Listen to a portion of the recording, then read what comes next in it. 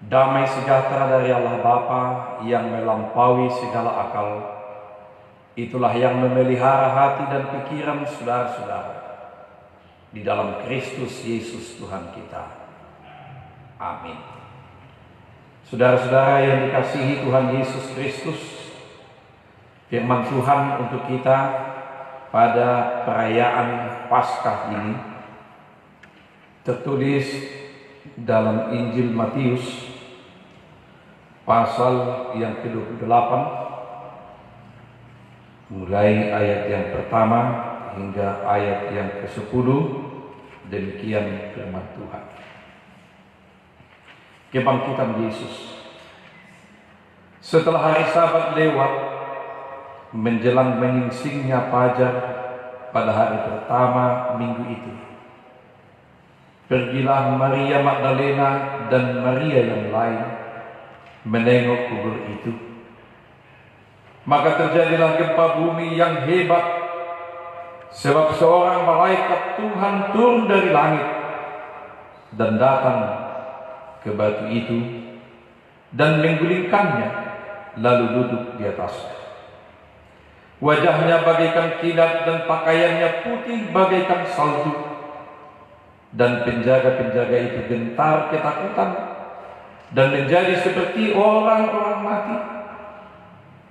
Akan tetapi malaikat itu berkata kepada perempuan-perempuan itu, "Janganlah kamu takut, sebab aku tahu kamu mencari Yesus yang disalibkan itu. Ia tidak ada di sini, sebab ia telah bangkit, sama seperti yang telah dikatakannya. Mari, lihatlah tempat ia berbaring, dan segeralah pergi dan katakanlah kepada murid-muridnya bahwa ia telah bangkit dari antara orang mati. Ia mendahului kamu ke Galilea, di sana kamu akan melihat dia. Sesungguhnya aku telah mengatakannya kepadamu." Mereka segera pergi dari kubur itu dengan takut dan dengan sukacita yang besar, dan berlari cepat-cepat untuk memberitahukannya kepada murid-murid Yesus. Tiba-tiba Yesus berjumpa dengan mereka dan berkata, "Salam bagimu." Mereka mendekatinya dan memeluk kakinya serta menyembahnya. Maka kata Yesus kepada mereka, "Jangan takut, pergi dan katakanlah kepada saudara-saudaraku supaya mereka pergi ke Galilea, dan di sanalah mereka akan melihat aku." Demikian firman Tuhan.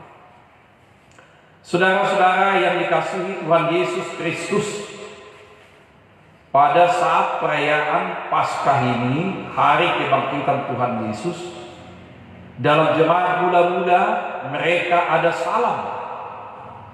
Kalau seorang yang percaya akan kebangkitan Yesus bertemu dengan orang lain, maka dia akan menyapa orang lain itu dengan berkata, "Kristus Tuhan, Kristus sudah bangkit." Dan orang lain itu akan menjawab, "Benar, Kristus sudah bangkit." Atau dalam bahasa Batak, "Kristus Tuhan, Kristus nungahehe." Dan yang lain akan menjawab, "Sito nungahehe Kristus." Itulah salam bagi orang-orang percaya yang telah mengakui dan melihat, mendengar kebangkitan Yesus pada saat itu. Kenapa? Karena ada banyak sampai saat ini ada orang-orang yang tidak mengakui kebangkitan Yesus. Termasuk orang-orang Yahudi, penguasa Romawi, di mana mereka yang mengakui Dewi Osiris yang menjadi penguasa daripada kebangkitan, mereka tidak mengakui adanya kebangkitan. Ahli-ahli Taurat, Farisi, Saduki, mereka memberikan pernyataan, mengingatkan pemerintah penguasa pada saat itu supaya kubur itu dijaga ekstra ketat, karena mereka mengingat pada hari ketiga Yesus akan bangkit. Sehingga dalam rangka untuk mematahkan apa yang dikatakan oleh murid-murid itu dan dikatakan oleh Tuhan Yesus, mereka menjaga kubur dengan sangat ketat. Saudara-saudara yang dikasihi Tuhan Yesus Kristus, rencana manusia tidak dapat menggagalkan rencana. Sesungguhnya kematian tanpa kebangkitan itu tidak punya arti apa-apa. Tetapi kematian Yesus dan diikuti kebangkitannya pada hari yang ketiga,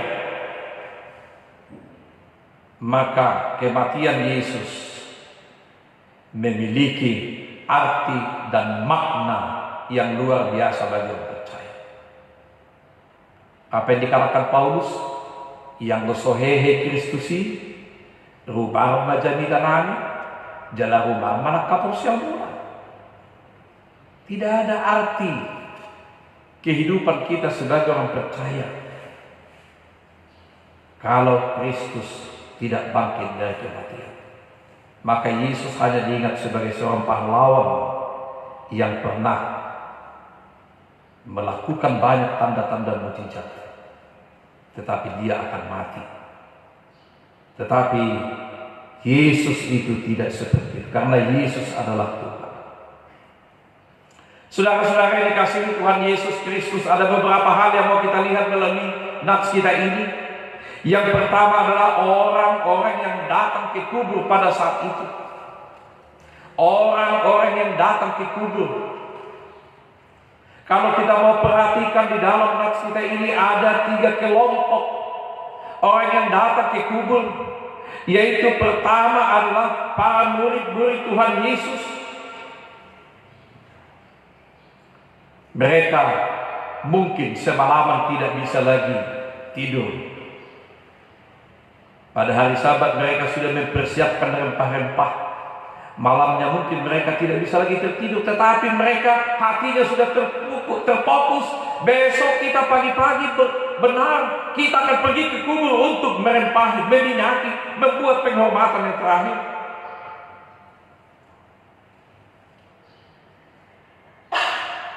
Kehadiran mereka dan tujuan mereka datang ke kubur tidak seperti apa yang telah dinyatakan oleh Allah. Mereka juga masih salah mengerti akan kesiapaan Yesus, karena mereka akan merempahi, membuat penghormatan. Yang kedua yang kita lihat terjadi, siapa yang datang ke kubur adalah para pasukan-pasukan prajurit-prajurit yang menjaga kubur itu dengan ekstra ketat. Bahkan mereka diberikan lagi upah yang luar biasa supaya benar-benar menjaga kubur itu. Tugas mereka adalah menjadi saksi bahwa Tuhan Yesus tidak benar bangkit. Dan yang ketiga yang datang ke kubur adalah malaikat Tuhan. Dia datang dari surga dan tugasnya, tujuannya mengguling batu, dan dia duduk di atas batu itu. Saudara-saudara yang dikasihi Tuhan Yesus Kristus, ketika kelompok tadi di samping daripada malaikat itu, mereka menghadapi guncangan yang luar biasa. Karena mereka tidak mengharapkan dan tidak mendapatkan sebagaimana apa yang ada dalam pikiran mereka. Murid-murid, wanita-wanita yang datang ke kubur itu, mereka dirasuki ada rasa ketakutan. Bagaimana nanti ketika mereka datang ke kubur, apa yang terjadi? Para kepala pasukan dan prajurit-prajurit yang menjaga kubur, mereka juga menjaga apa yang terjadi. Mereka pasti dengan keadaan siap siaga penuh.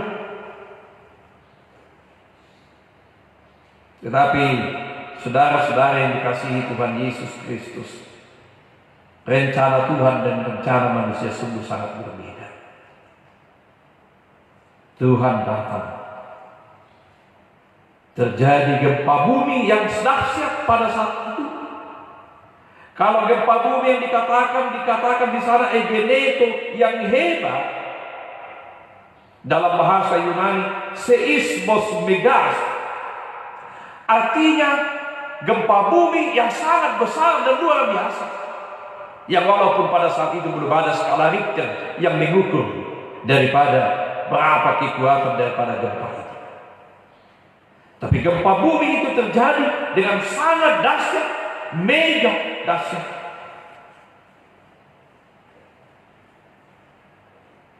Dan itu juga terjadi ketika Yesus mati di kayu salib. Terjadi gempa bumi yang hebat. Orang-orang kudus bangkit. Orang-orang kudus yang sudah mati itu dibangkitkan. Yesus masih bersaksi, menunjukkan kemahakuasaannya. Walaupun dia ada di salib, tetapi dia masih bisa menunjukkan kemahakuasaannya. Itu pertanda kemahakuasaan Allah. Saudara-saudara yang dikasihi Tuhan Yesus Kristus, yang kedua yang mau kita lihat melalui nats kita ini adalah seruan daripada malaikat dan seruan daripada Tuhan Yesus sama, yaitu jangan takut. Jangan takut.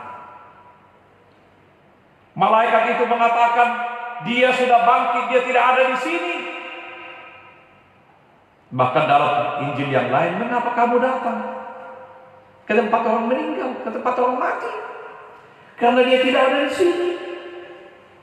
Padahal mereka dengan merasa was-was, berasa takut, dan apa nanti akan terjadi?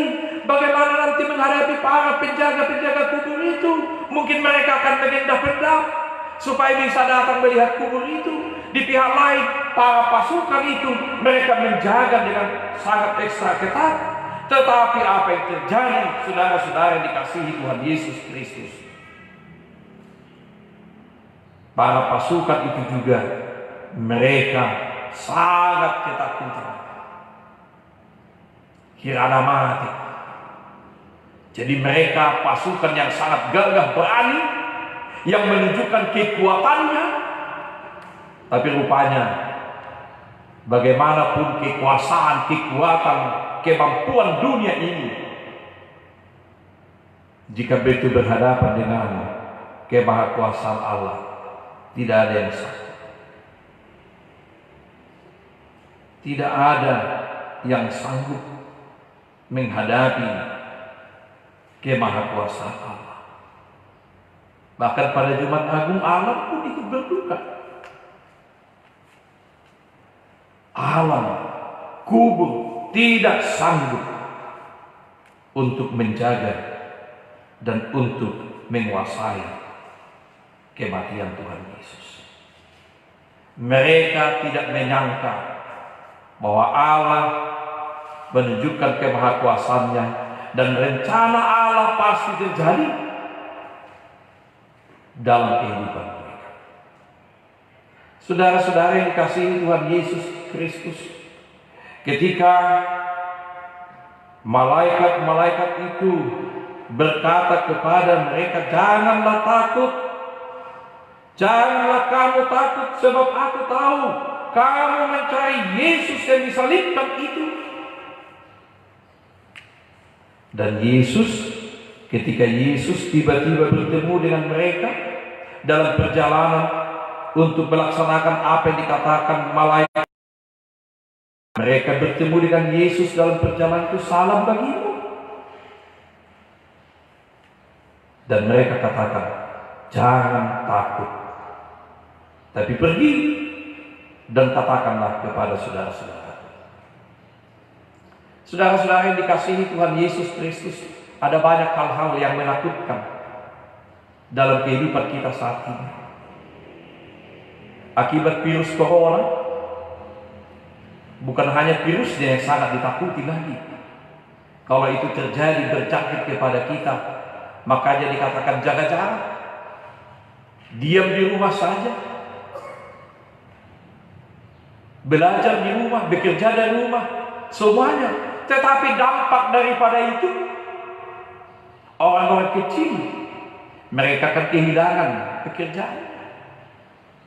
Mula kana marhais berturut, marhais menurut naik berturut botari naik, bagaimana? Dia tidak bisa kerja. Beberapa perusahaan sudah mem-PHK atau mengurangi para karyawannya. Lantas apa yang mereka bakar?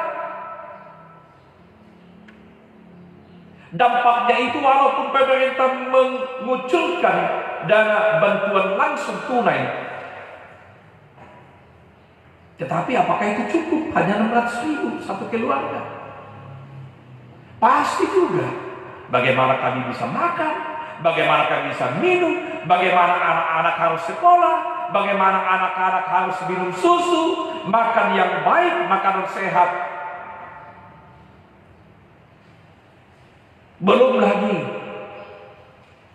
bagaimana anak-anak membayar uang sekolah anak-anak kalau seperti ini. Mereka kehilangan pekerjaan, terjadi pengangguran. Bahkan dampak daripada itu sudah ada juga analisa daripada pihak keamanan, akan terjadi juga pencerahan. Bisa sangat menakutkan. Karena apa? Di satu sisi bahasa Batak mengatakan hacit siniak nirau alai rumah citambo siniak dibutuhkan. Kalau lapar, apapun dia mau lakukan. Bisa membuat semakin mencekam dalam kehidupan kita. Ada banyak kekhawatiran, rasa takut, rasa was-was. Bukan hanya pada saat itu mereka menghadapi situasi seperti itu, tetapi sekarang ini juga ada banyak rasa takut yang menguasai hati dan pikiran manusia. Setelah dia selesai menamatkan pendidikannya, dia bisa melanjutkan. Kalau dia bisa melanjut, dia mana? Kalau dia sudah sarjana, mau kemana dia? Lapangan pekerjaan pasti tidak ada. Maka akan semakin bertambah pengangguran. Bagaimana masa depan anak-anak kami? Bagaimana masa depan keluarga kami? Bagaimana kehidupan rumah tangga kami? Bagaimana kehidupan ekonomi kami? Semuanya. Bahkan bangsa kita juga untuk menutupi kekurangan anggaran kita ini, maka itu 3 tahun ke depan itu juga biayanya sudah akan nanti dipotong dari situ. Pemerintah kita juga sangat wanti-wanti, sangat hati-hati. Tetapi sebagaimana dikatakan oleh Bapak Presiden, nyawa manusia lebih berharga. Selamatkan lain. Uang dapat dicari. Tuhan Yesus berkata, jangan takut. Karena sesungguhnya Tuhan yang memelihara kehidupan kita.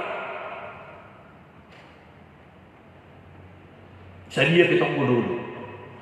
Gudak pe pandapotan ni Zolma. Tunggu boleh sukun. Dia mah lopas-lopas mangan mah. Orang kecil juga yang mereka buruh harian lepas juga mengatakan, ya cukup-cukup makan lah. Semuanya cukup makan. Dan memang untunglah Tuhan bisa pelihara semua. Kalau di Jawa misalnya kita masih bisa makan 3.000, 5.000 nasi kucing bisa. Ya kita ya kemana? Kalau restoran Padang ya mahal. Warung Tegal, warteg, pinggir jalan, semuanya bisa makan. Yang penting bagaimana kita bisa menikmati, mengucap syukur. Makalason, makapadutun, makamoletehon na adumi, sehingga kita bisa menikmati kehidupan ini. Saudara-saudara dikasihi Tuhan Yesus Kristus, malaikat itu tahu apa yang ada dalam pikiran mereka. Maka dia katakan dia tidak ada di sini. Yesus tahu apa yang dalam pikiran mereka, maka Yesus langsung menyapa mereka. Salam bagimu. Shalom. Alehe. Eirene. Salam bagimu. Kata-kata yang menyenangkan horas di hati. Kata-kata yang menyenangkan. Dan itu yang menyenangkan hati mereka, meneduhkan hati mereka. Yang ketiga mau kita lihat melalui nats ini, kuasa kebangkitan mengutus kita untuk pergi dan memberitakan kebangkitannya. Kuasa kebangkitan Yesus tidak membuat mereka tinggal berpangku tangan atau berkumpul-kumpul saja, tetapi Yesus mengatakan, malaikat mengatakan, kamu pergi beritahukan kepada saudara-saudaraku, dia akan mendahului kamu di Galilea. Ketika mereka murid-murid dalam perjalanan bertemu dengan Tuhan Yesus, salam, dia juga mengatakan, jangan takut, pergi dan katakanlah kepada saudara-saudaraku supaya mereka pergi ke Galilea. Galilea adalah tempat mereka untuk bertemu. Emangnya apa Galilea itu? Siapa bagaimana di Galilea itu? Galilea, kenapa dia tidak katakan kita bertemu di Yerusalem sebagai pusat pemerintahan dan pusat peribadatan? Tapi Galilea berada di daerah Samaria, daerah orang-orang yang tidak diperhitungkan. Galilea itu adalah tidak diakui dan tidak dianggap, karena itu dianggap buruk, kampung nelayan. Orang-orang miskin dan orang-orang yang tidak berpendidikan. Galilea itu tidak masuk nominasi dan dianggap orang berdosa. Kita tahu kampung-kampung nelayan bisa banyak di sana kehidupan. Tidak berpendidikan, suasananya kumuh, kehidupannya yang jelek, kehidupan masyarakat yang sangat keras, kasar.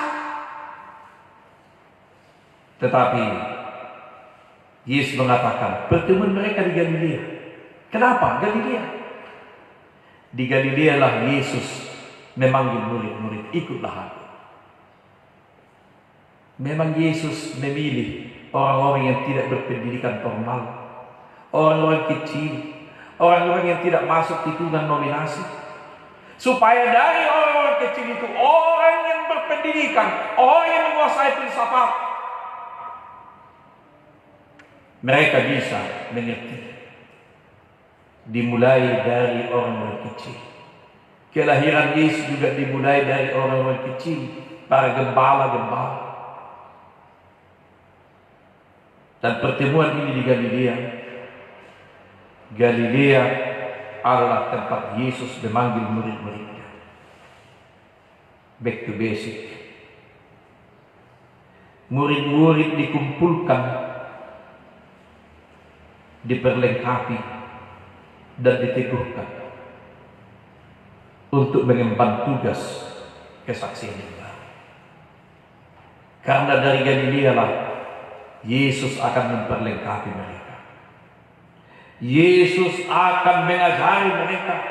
Yesus akan memberikan peneguhan dan kekuatan kepada mereka, supaya rasa takut mereka sempat meninggalkan, pergi kembali kepada tugas-tugas sehari-hari, meninggalkan Yesus karena takut dikejar menjadi musuh yang berbahaya. Mereka kembalikan kehidupannya, tetapi sekarang Yesus memanggil mereka, meneguhkan mereka, menguatkan mereka, dan memberikan tugas kepada mereka. Kebangkitan Yesus meruntuhkan segala tembok pemisah yang telah dibangun oleh dunia.